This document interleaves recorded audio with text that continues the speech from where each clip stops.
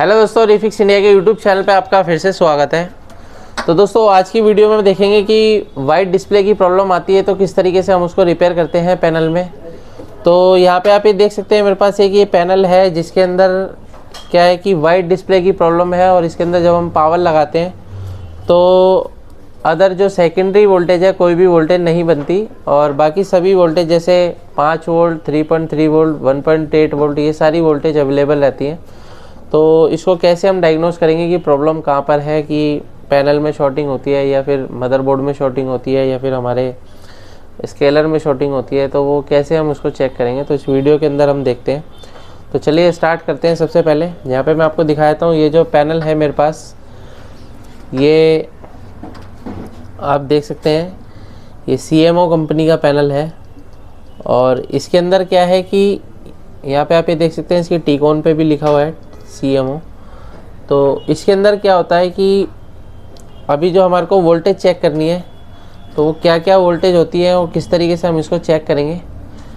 यहाँ पे आप ये देखेंगे मल्टीमीटर को हमने वोल्टेज रेंज पे सेट कर लिया है और यहाँ पे अगर हम देखते हैं तो यहाँ पे हमारे को क्या वोल्टेज मिल रहा है, 5 वोल्ट की सप्लाई ओके है।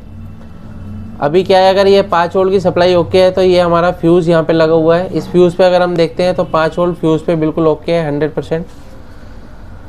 और ये जो 5 वोल्ट की सप्लाई है आगे चलती है। सबसे पहले यहाँ पे आप ये देख सकते हैं कि ये रेगुलेटर लगा हुआ है जो कि 5 वोल्ट इनपुट ले रहा है और ये 3.3 वोल्टेज आउटपुट कर रहा है। यहाँ पे आप ये देख सकते हैं 3.3 वोल्ट आउटपुट कर रहा है और ये 3.3 वोल्ट हमारी रोम IC में जाता है और टीकॉन IC के अंदर ये जाता है। अभी क्या है कि 3 वोल्ट ओके है और उसके बाद ये 5 वोल्ट की सप्लाई देख लेते हैं कि ये जो 5 वोल्ट की सप्लाई है अगर आप यहाँ पे देखेंगे तो ट्रैक सीधा हमारा इस 0 ओम की रेजिस्टेंस पे आ रहा है। ये 0 ओम की रेजिस्टेंस है, 0 ओम की रेजिस्टेंस पे भी 5 वोल्ट की सप्लाई बिल्कुल ओके है, फर्स्ट क्लास है।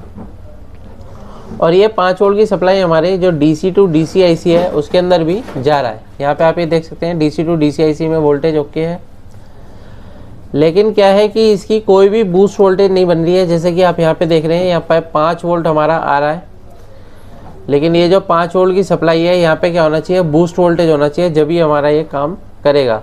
यानी कि जब तक यहाँ पे जो ये डायोड लगा हुआ है, डायोड और कॉइल के बीच में यहाँ पे स्विचिंग नहीं होगी तब तक हमारा ये जो वोल्टेज है वो बूस्ट नहीं होगा, जिसकी वजह से क्या है AVDD नहीं बनेगा। और अगर इसका AVDD नहीं बना तो आपका VGH और VGL भी काम नहीं करेगा। यहाँ पे आप ये देख सकते हैं VGH वोल्टेज जो है बिल्कुल नहीं है, ना के बराबर ही है और ना ही इसके अंदर VGL वोल्टेज है। तो अभी ये देखते हैं कि यहाँ पे जो हमारी सप्लाई है, यहाँ से जो सप्लाई इसके अंदर इनपुट हो रही है वो हमारी DC टू DC IC के अंदर जा रही है। प्लस क्या होता है कि जो हमारा MOSFET होता है, जो हमारे स्विचिंग सेक्शन में लगा होता है, ज़्यादातर वो IC के अंदर ही कंबाइंड आता है।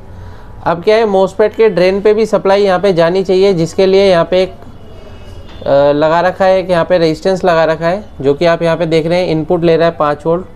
लेकिन अगर हम इसकी आउटपुट वोल्टेज देखेंगे तो आउटपुट वोल्टेज हमारे को 2 वोल्ट के अराउंड यहाँ पे मेरे को वोल्टेज आउटपुट मिल रहा है, जबकि यहाँ पे मेरे को 5 वोल्ट की सप्लाई मिलनी चाहिए।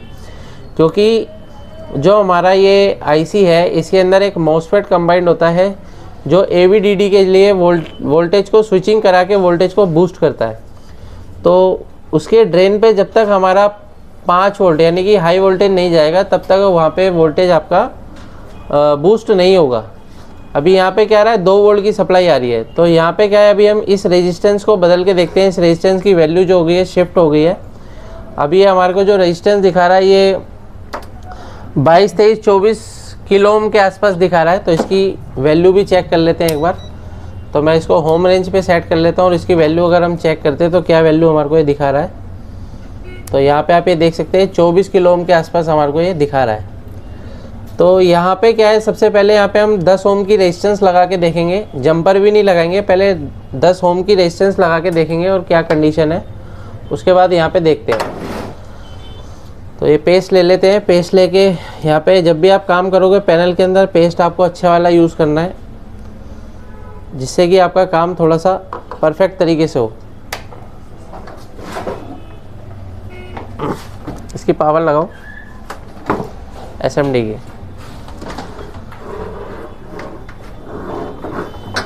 तो यहाँ पे हम SMD की पावर लगाने के बाद अब हम क्या करेंगे, इस रेजिस्टेंस को रिमूव करेंगे। इसकी जगह हम कोई दूसरी रेजिस्टेंस यानी कि 10 ओम की रेजिस्टेंस यहाँ पे लगा के चेक करेंगे कि हमारे पैनल की क्या कंडीशन रहती है।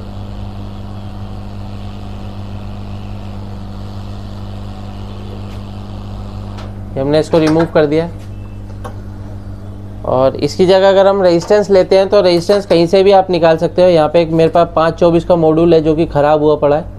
इसके अंदर से मेरे को जो है रेजिस्टेंस मिल जाएगी 10 ओम की। आप यहाँ पे देख सकते हैं, यहाँ पे 10 ओम की एक रेजिस्टेंस है। इसको हम ले लेते हैं यहाँ से।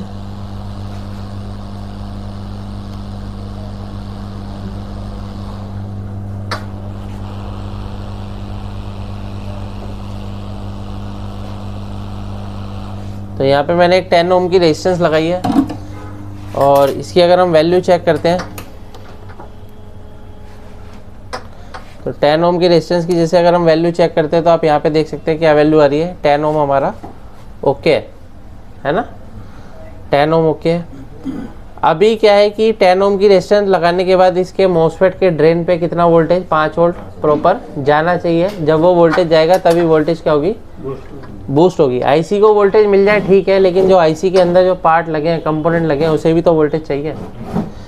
तो अभी यहाँ पे हम सप्लाई लगा के देखते हैं। पावर लगाओ ज़रा बोर्ड की पावर लगाने के बाद अगर हम यहाँ पे देखते हैं तो हमारे को यहाँ पे देख सकते हो आप, पावर भी हमारी आ चुकी है, यानी कि पैनल पे पिक्चर भी आ चुकी है। ये हमने अपना यूनिवर्सल बोर्ड लगा रखा है बेसिकली, तो इसलिए अभी यहाँ पे मैपिंग में हमारे को दिखा रहा है। यहाँ पे आप ये देख सकते हैं स्मार्ट आ रहा है बिल्कुल फर्स्ट क्लास तरीके से। और अभी ये क्या आ रहा है, मैपिंग में आ रहा है। मैपिंग में इसलिए आ रहा है क्योंकि इसका बोर्ड नहीं है, ये हमने अलग से टेस्टिंग बोर्ड अपना लगा रखा है। तो अगर हम यहाँ पे देखते हैं इसकी जो बूस्ट वोल्टेज है वो कितना वोल्टेज बन रहा है, यहाँ पे आप ये देख सकते हैं 23 वोल्ट हमारा बूस्ट वोल्टेज बन रहा है। और यहाँ पे अगर आप देखोगे तो कितना वोल्टेज बन रहा है, 13 वोल्ट हमारा AVDD बन रहा है। और यहाँ पे आप ये देख सकते हो 5 वोल्ट की सप्लाई हमारी इनपुट इसके अंदर हो रही है, यानी कि ये 5 वोल्ट की जगह पहले क्या कर रहा था, 2-2.5 वोल्ट इनपुट कर रहा था, यानी कि वोल्टेज बिल्कुल ही हाफ कर दी थी उसने, जिसकी वजह से क्या हो रहा था, वो मॉसफेट काम नहीं कर रहा था। अभी यहाँ पे क्या है देख सकते हैं, यहाँ पे फर्स्ट क्लास तरीके से हमारा पैनल बिल्कुल ओके चल रहा है, कोई भी फ्लक्चुएशन नहीं है। तो इस तरीके से आप किसी भी पैनल को आसानी से रिपेयर कर सकते हैं। अगर आप भी LCD LED TV रिपेयर की ट्रेनिंग लेना चाहते हो तो नीचे दिए गए कॉन्टैक्ट नंबर पर कॉन्टैक्ट कर सकते हैं। वीडियो आपको पसंद आए तो वीडियो को लाइक करें, शेयर करें, कमेंट करें। Thank you friends.